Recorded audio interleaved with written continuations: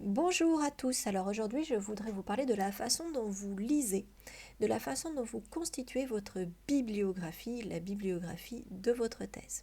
Alors ce que je remarque, c'est que beaucoup de doctorants lisent trop, alors même qu'ils ont peur de ne pas lire assez. Donc ils ne peuvent plus s'arrêter de lire, ils sont devant une montagne de documents qui les angoissent terriblement. Ils ne savent pas par quel bout prendre cette montagne, donc ils commencent à tout lire, à lire les livres les uns après les autres. Et ils ne peuvent plus s'arrêter. Plus ils lisent, plus ils ont l'impression d'être ignorants. Et même dans le pire des cas, ils lisent tout en suivant la même méthode, c'est-à-dire en faisant des fiches de lecture, des fiches de synthèse pour chaque livre, les mêmes pour chaque bouquin qu'ils lisent. Donc, si vous vous reconnaissez dans ce portrait, il va falloir changer de méthode. En tout cas, c'est ce que je vais vous conseiller, mais ne paniquez pas, ça va être plutôt plus facile pour vous, ce que je vais vous conseiller. En premier lieu, je voudrais dire qu'il y a deux façons de lire quand on fait une thèse. Il y a la façon que j'appelle quand on est en mode état de l'art. En fait, quand on est en mode état de l'art, ça veut dire qu'on lit pour comprendre le paysage global, les grandes tendances, les grandes généralités autour de notre sujet, pour savoir se positionner par rapport aux autres. Donc on essaye de comprendre un peu quels sont les grands enjeux du débat académique autour de notre sujet pour pouvoir nous savoir où est-ce qu'on va se mettre là-dedans et repérer des livres, des tendances qui sont plus proches de nos idées et pouvoir s'insérer dedans, ou bien au contraire repérer des tendances qu'on a envie de débattre, de combattre, de réfuter, et en tout cas pour pouvoir se positionner par rapport à ça, donc repérer des grandes tendances. Quand on lit en mode rédaction, ce que j'appelle lire en mode rédaction, c'est très différent.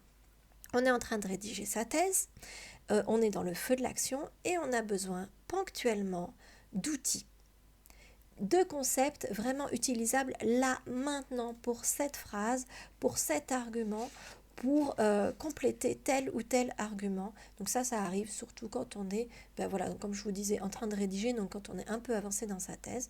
On a les grandes tendances globalement dans sa tête, mais on a besoin parfois de choses très ponctuelles et pragmatiques.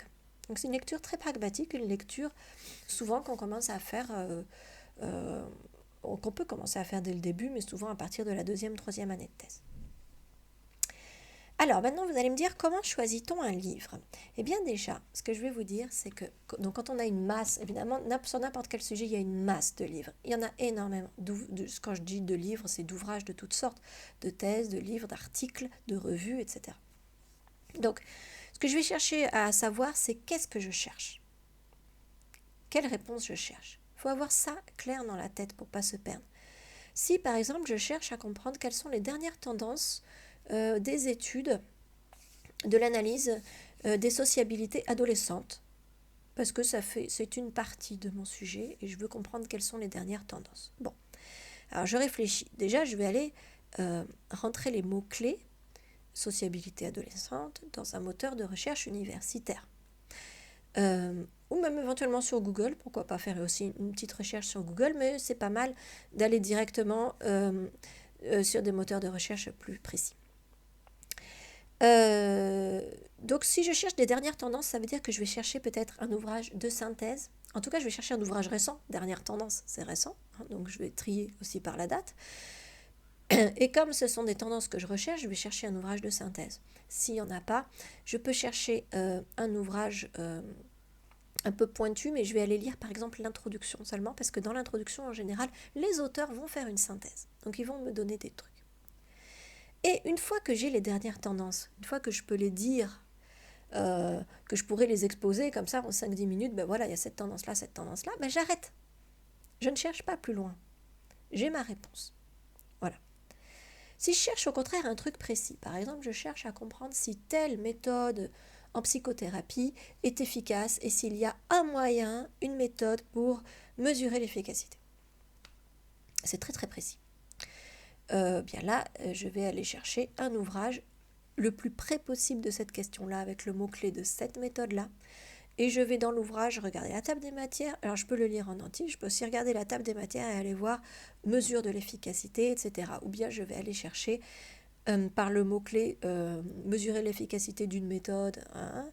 Donc je vais chercher des choses très précises, récentes, en cherchant l'ouvrage, disons, le plus sérieux et le plus détaillé, parce que c'est un sujet précis, donc je vais aller devoir chercher des détails. Et dedans, je vais chercher le chapitre en priorité qui traite de ça. Donc soyez clair dans votre tête avec ce que vous cherchez et vous allez gagner beaucoup de temps. Alors, après, quand s'arrêter de lire? Du coup, si vous saviez ce que vous cherchiez, c'est plus facile.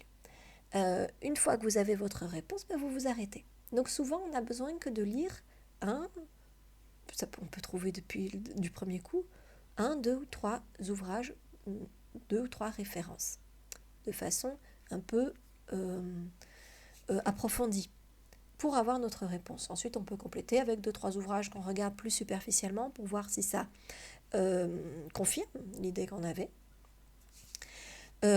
Parce que, comme vous l'aurez compris, on n'est pas obligé de lire tout de la même façon.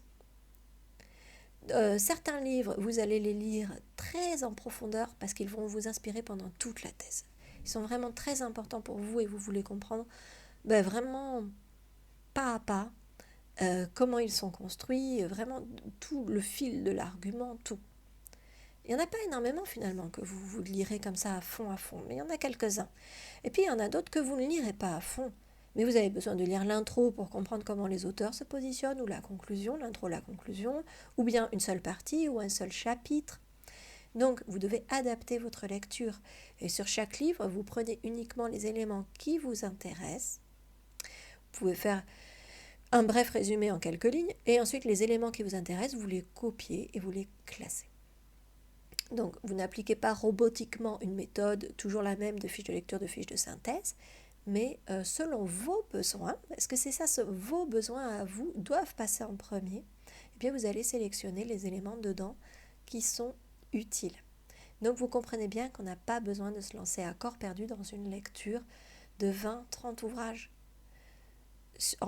pour pouvoir répondre à la même question. Là, c'est qu'il y a quelque chose qui ne va pas. En général, si la question est bien posée, vous allez trouver et vous n'aurez pas besoin de lire 20 ou 30 ouvrages. Donc, vous posez une question, vous avez la réponse. Quand vous avez fini, vous reposez une autre question qui va vous servir à développer votre idée. Et vous avancez comme ça, de façon pragmatique. Alors, j'espère que ça vous a été utile et je vous souhaite bon courage dans la constitution de votre bibliographie et dans vos lectures. À bientôt.